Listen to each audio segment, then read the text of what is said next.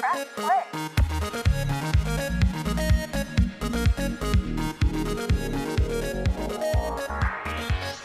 Hey, what's up, guys? Welcome to the Press Play Podcast. My name is Rob, and I'm joined by my Gatorade drinking host. You can finally see him, his beautiful face. Michael, how you doing, man? I had to wait to get a haircut, some new glasses, just really look presentable before I got the camera. And fun fact, the podcast is now sponsored by Gatorade. So if you didn't know that, it is Gatorade, better than H2O. So we're making boho money now.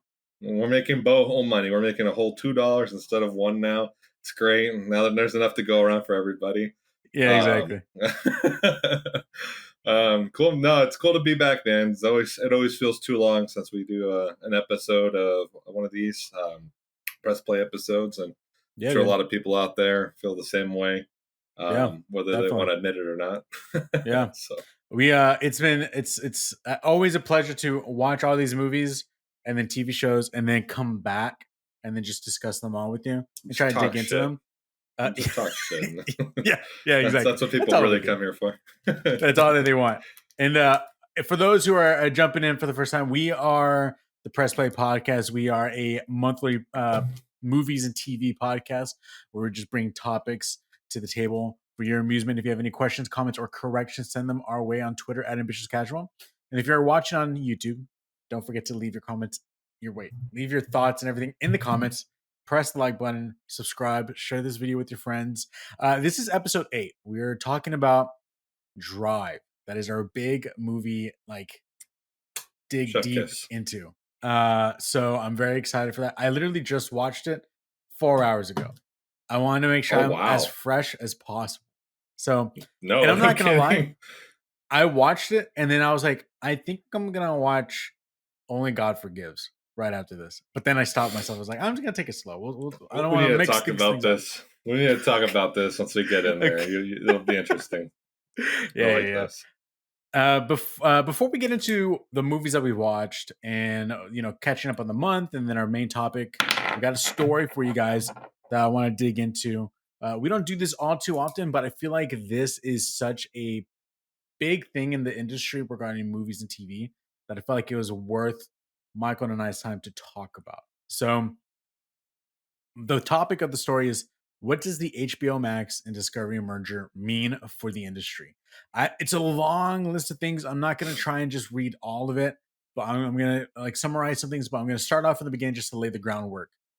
In March of this year, 2022, it was announced that Discovery would merge with Warner Media, totaling $43 billion, donning a new name, Warner Bros. Discovery. I don't think we're ever going to see that money in our lifetime, Michael.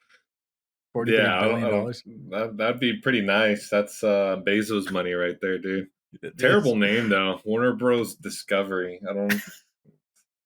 It's like the old Japanese, the Japanese games studios where it used to be like SquareSoft, and then what was SquareSoft and Enix or something, and now it's Square Enix, and then it was Bandai, and then it was Namco, now it's Bandai Namco.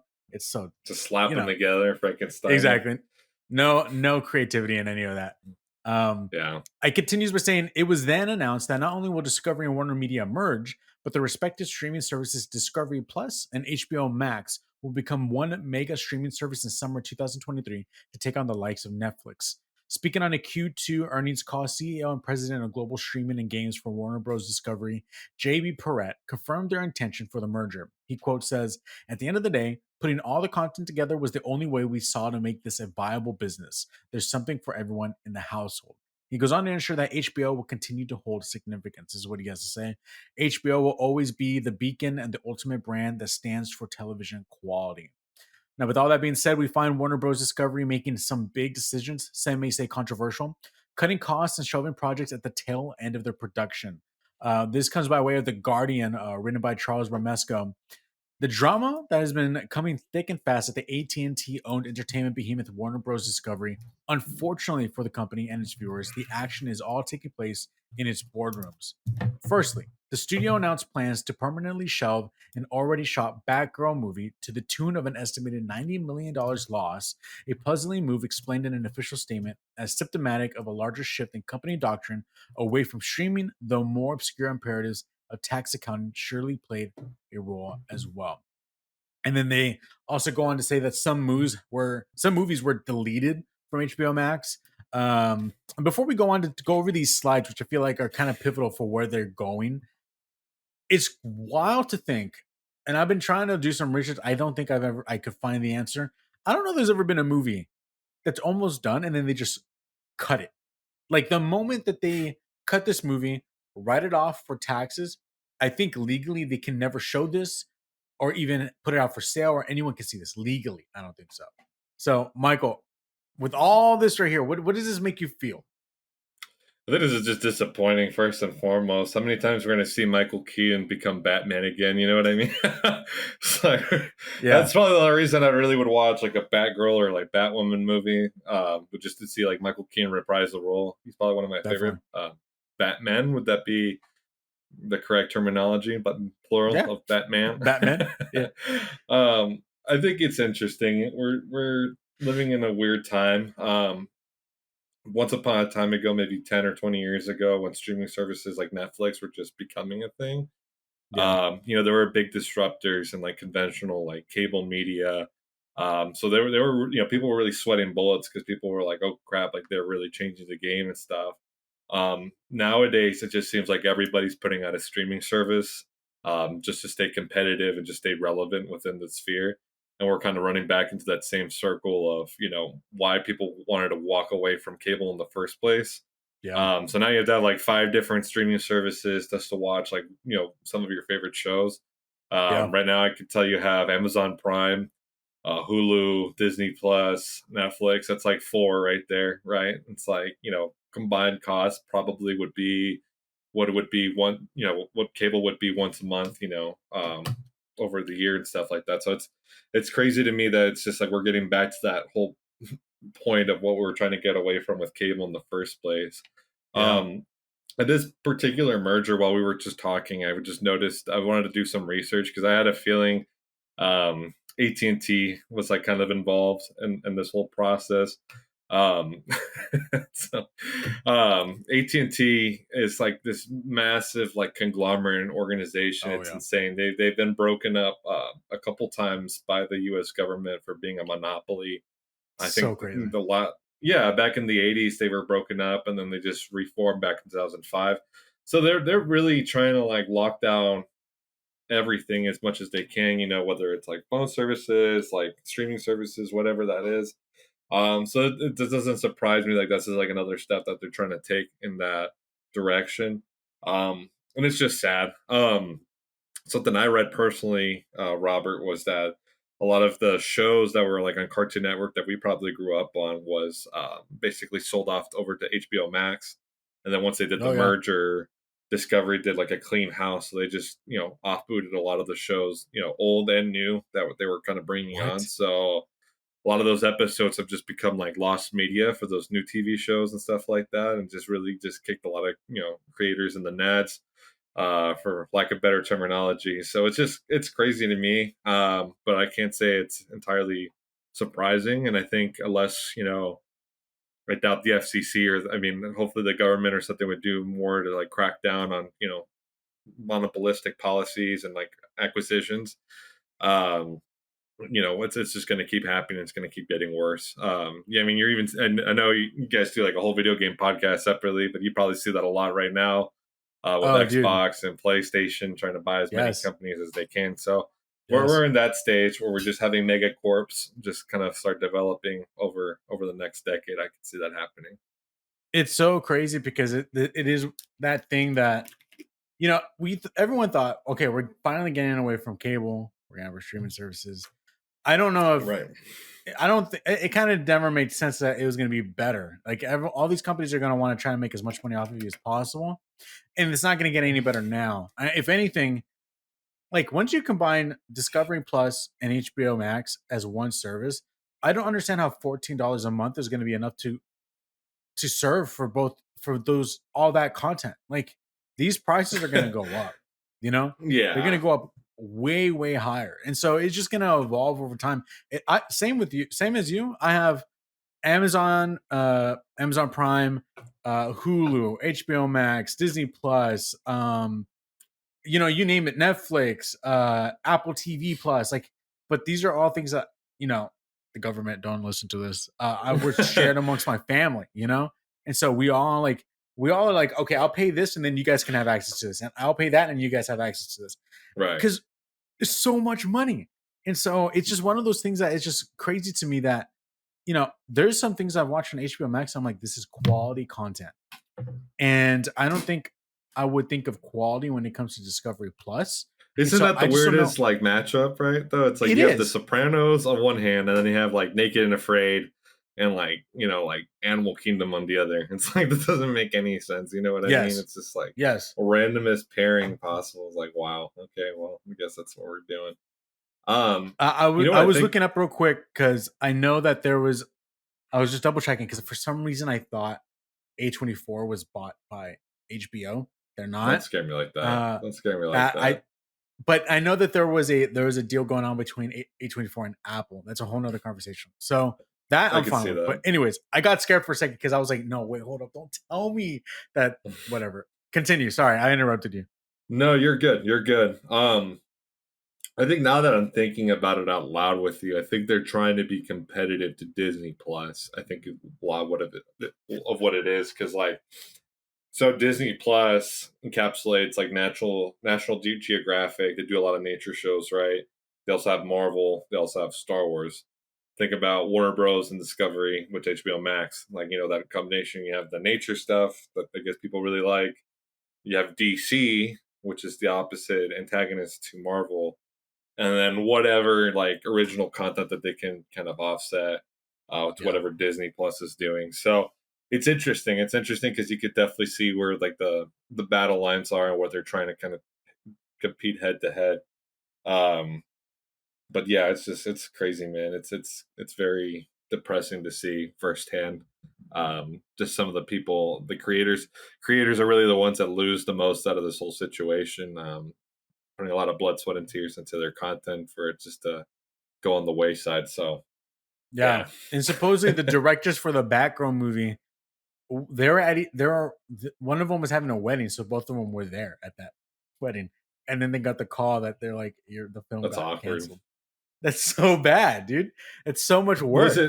Was it completely film, Robert, or was it like 90% done, or like what was? What's funny is that I think 90% was what they were saying. It was just in post-pro, just finishing up some last minute things. They must have really thought the movie must have sucked. It might have been like CW level of like quality, so they were just like, "Fuck it." Possibly, yeah, possibly. And you know, that's to an extent. My thing is, as at a business level, these are probably smart moves, honestly.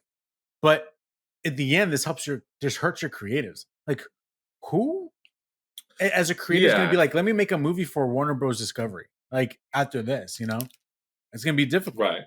The only people who are going to want to are the young directors who are like, I need a chance, so yeah, I'll do whatever right now. I'll direct for you. But it's hard because then you put the intention, like, especially for something that's DC related. Like I know the Flash movie's in jeopardy.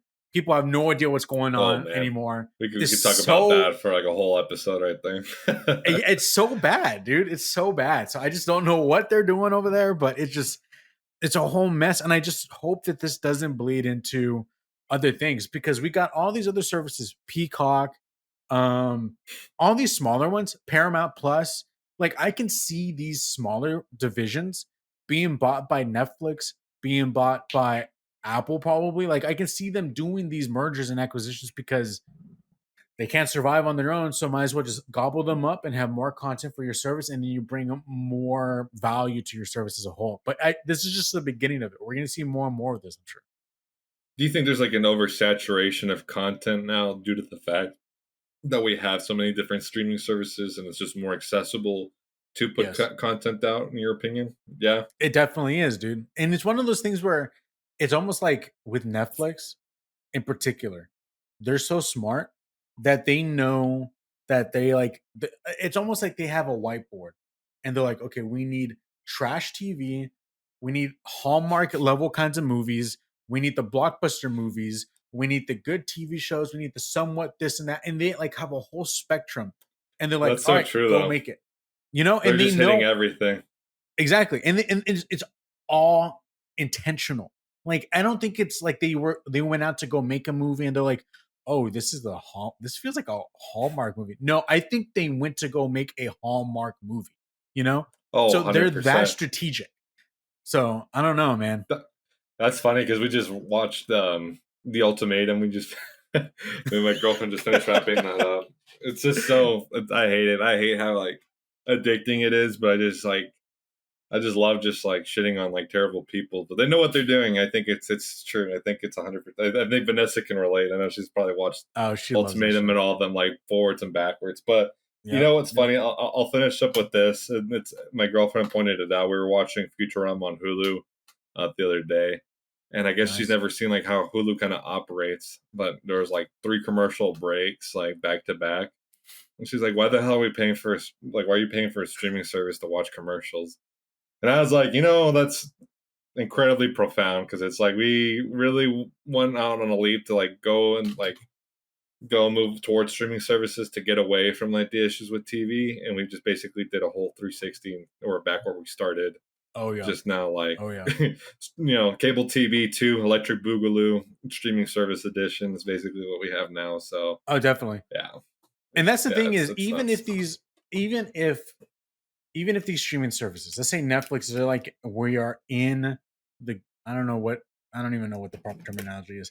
Let's just say they're making so much profit one year, and let's say they just make $50 million in profit. That's not realistic for Netflix, but I'm just throwing out numbers here.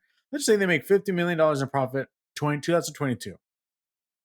That's a good year. Everyone got paid. Everybody's happy. Everyone has their insurance. Everybody's living, fine and comfortable and everything like that. But the investors are not going to want to see a $50 million profit the year after. They want to see a $70 million profit or $100 million profit. And so you got to keep pushing it, and you're never going to satisfy these people because you got to keep. And so then what's going to happen? Your prices monthly are going to go up.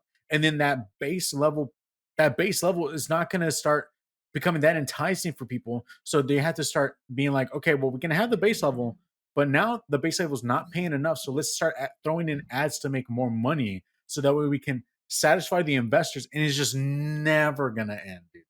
It's never going to end. And just to add to your point, it's like this show I really liked, Archive 81. I think I've talked about it before. On the show. You have? Yeah. I thought it was phenomenal. I thought it was a really good show. Even so that after months of watching it, I still think about it from time to time. And it's like, I heard it already got canceled after the first season. And it's like, by all means, I think it's a great show. I think they're just like, going back to what you were saying with like, the investors, it's like there's this expectation to do like Stranger Things level of performance. Like if you're not putting out those numbers, then it's like your show doesn't get the chance or has the opportunity to grow the legs to be able to, progress and grow that fan base. So they're like preemptively canceling these shows unless, they're doing really, really well, which is ridiculous because then you'll have 6 seasons of Big Mouth, which to be fair, I enjoy Big Mouth. I'm guilty of it, but like, I don't know if I need 6 seasons of Big Mouth more than like, you know what I mean? So it's just, it's funny. It's just funny how they prioritize things, but yeah. And lastly, just to go over some of the things during the Q2 earnings call, there was some slides that they had that were taken and they were going around the internet and being memed all over the place. And one of the slides that they showed said a unique and complimentary. So it was like a bubble for HBO Max and then a bubble for Discovery Plus. And this is their goal for these services. So HBO Max is going to be male skewed, scripted, lean in, appointment viewing, and then home of quote fandoms.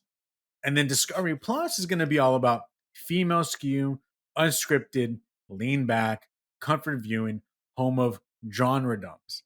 And and there's another site that just shows up all the brands that they have. So the brands that they have is going to be HBO, Discovery, CNN, HGTV, Cartoon Network, DC, Looney Tunes. They show the franchises. They show their iconic characters and series and that kind of stuff.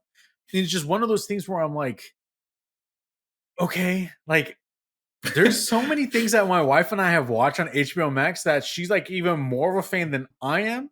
And I guess you could say they're male skewed, but it doesn't really matter, It just it's the ideas of these investors and these guys who are thinking about money that they're like, oh, it's still just A and it's still just B, and that's how it is. It's kind of wild to an extent because there's so many women out there that are still interested in DC, or Game of Thrones. It's crazy. Yeah, without going like a super long tangent, I just think it's just someone who has worked in the corporate world and continues to work in the corporate world. It's just like everything needs to be quantifiable, identified, targeted, and like nothing can just be like as is or at random or abstract. It has to be like as matter of fact as possible. And it's true. It's like you can't fit everybody through just a cookie cutter like process of like how they indulge in media and stuff like that. But it's funny, man. It's funny. It reminds me of like The Boys. I know you said you started watching it or you need to watch it. I have not watched it at all. Oh man, they do a great satire of just like how corporations operate, and it's like that's what reminds me of is exactly how like people act in the show. So yeah, no, it's funny, but it's also sad at the same time. It's like it's almost like satire in real life. But it is what it is. It's crazy. Man. It is. It's crazy, dude. Just to so anything else for the viewers out there, those who are listening, let us know in the comments. What are your thoughts in regards to this whole HBO Max Discovery merger? And are you fearful for the future of streaming services? Just let us know all your thoughts in the comments down below. We're gonna have the Warner Brothers Discovery like bots like commenting our YouTube the YouTube video. Be like, I think it's great. I think it's a wonderful thing. Yeah. I'm gonna make sure that the thumbnail is either you and I. And then it's like the atomic bomb, and then in the atomic bomb is HBO Max and Discovery or something. Well, I'm gonna hold you to it now. That's funny. I love that. Or what's an even better idea? I could put our faces on the little girl that's in front, and then the house is burning behind her. That meme. Do you remember that? That would be. I know what you're talking about. That's awesome.